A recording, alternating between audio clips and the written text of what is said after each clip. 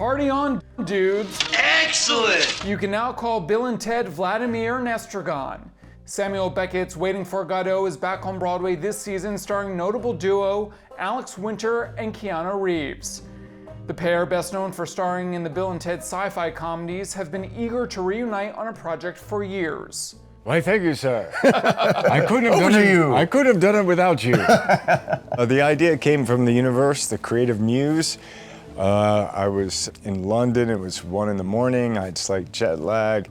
I was thinking of ways, I mean, we both were thinking of ways. Trying to figure out what we could do, yeah. And specifically theater. You guys something, okay, just something that wasn't Bill and Ted. Okay. What can we do? That expands the, you know, we've known each other, let him alone. We've known each other a long time, we hang out a lot, we love doing Bill and Ted, it's very fun, but we were like, what could we do that's not Bill and Ted that would allow us to play in a different arena? And so this play came from there, and then I called him, and he said, yeah. Samuel Beckett's seminal play was published in 1952. It centers around two acquaintances, Vladimir and Estragon, who are, you guessed it, waiting for Godot, a mysterious man who never shows up. And for anyone wondering on how to properly pronounce his name, I grew up saying Godot, Godot. Godot is a natural American pronunciation, right? So it biases to that, is my experience. Okay. So if you just read it, you know, and oftentimes, then that's the way you're gonna pronounce it. If you get into the play, and Alex really went into the journey of like, how do you pronounce it?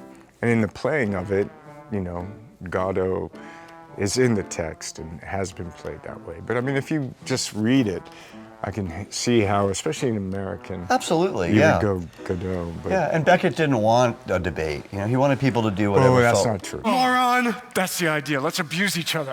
Well, yes, that isn't true, actually. He's a cheeky bugger, and he loved debate. And he loved seeing people argue over the meaning of these things. And I understand you guys tested out, you both read both parts to see who fits. In one day. In one day, in we front did. of your director, Jamie Lloyd. Yes, in a hotel room down in the Bowery. And then we like swapped roles and did it again, and then we did it again the next day. And you know, we loved Jamie and sought him out, and we're very grateful that he was interested. So it was kind of a chance to explore, or this is over 3 years ago. The revival is being helmed by visionary director Jamie Lloyd. Jamie is known for teaming up with A-list talent and cracking open classic works. Jamie, you've also become the celebrity whisperer because, you know, think about Nicole Scherzinger, Rachel Zegler, Alex and Keanu, Jessica Chastain, James McAvoy. What does that do to you? I mean, it's kind of cool. You know, you go from project to project with these incredible stars and you shape them into the Jamie Lloyd world. Yeah, it's such an honor and a privilege to be trusted by these people. And they're major artists. I mean, my favorite thing to do in life is to be in a rehearsal room with actors. I think they're just great creative artists in their own right. And they become real collaborators and in many cases, very close friends. And I love the trust.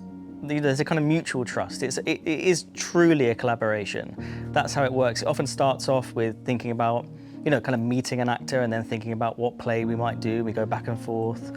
In this instance, they had the idea. And it really is about kind of giving them new opportunities, new ways of looking at work, giving them new challenges. And I think when all of those actors who have done so much, and particularly on screen, do something that is completely out of their comfort zone, that's where you get the exciting results. That's where you get something really special. It's not necessarily coming easy to them, but they're gonna work at it with so much passion and perseverance and commitment. And as I always say, just come to rehearsals with an open heart and an open mind and be ready to try some, you know, pretty wild ideas. For Alex and Keanu, in a way, Godot marks a return to their roots. Alex made his Broadway debut as a young boy in the 1977 revival of The King and I, starring Yul Brynner, and later took flight alongside Sandy Duncan a few years later in a revival of Peter Pan.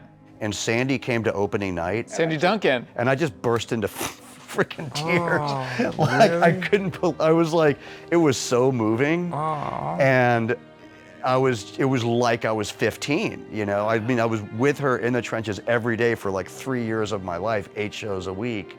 Wow. And I was just like, I was her and Don and like a few other friends of mine from the show. Wow. And I was so moved. So in a weird way, time just is not, like I've known Keanu so long, and so the whole thing is like this weird time bend, honestly. For Keanu, theater was a big part of his formative years, performing in Shakespeare's Romeo and Juliet and The Tempest, before Hollywood came calling and turned him into a superstar.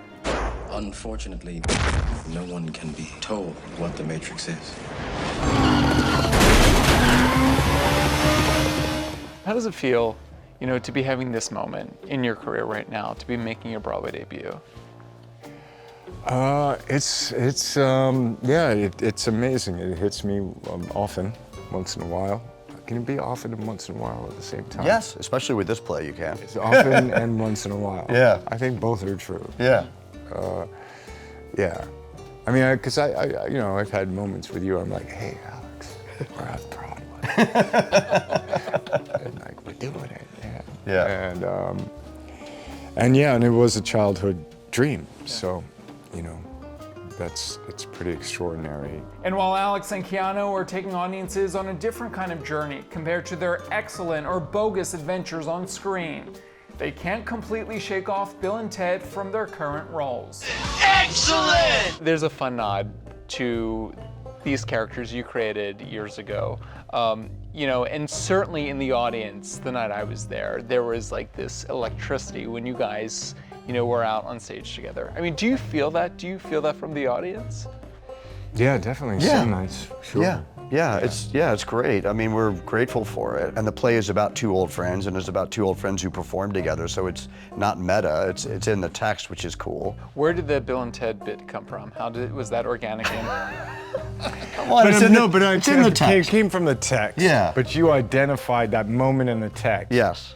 And I mean, it got applause the night I was there. I mean, you know, what is it, back to back like in the good old days. How can we not do air guitar there? I mean, it's literally what we would do. Yeah, I think I wrote that in my Grove book the first time I read the play. It was like, there's no other notes, it's just like air guitar. Next to that, I was like, come on.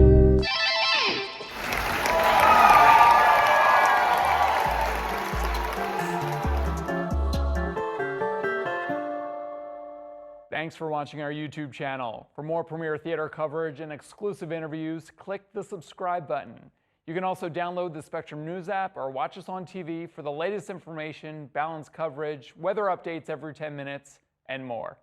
We'll see you there.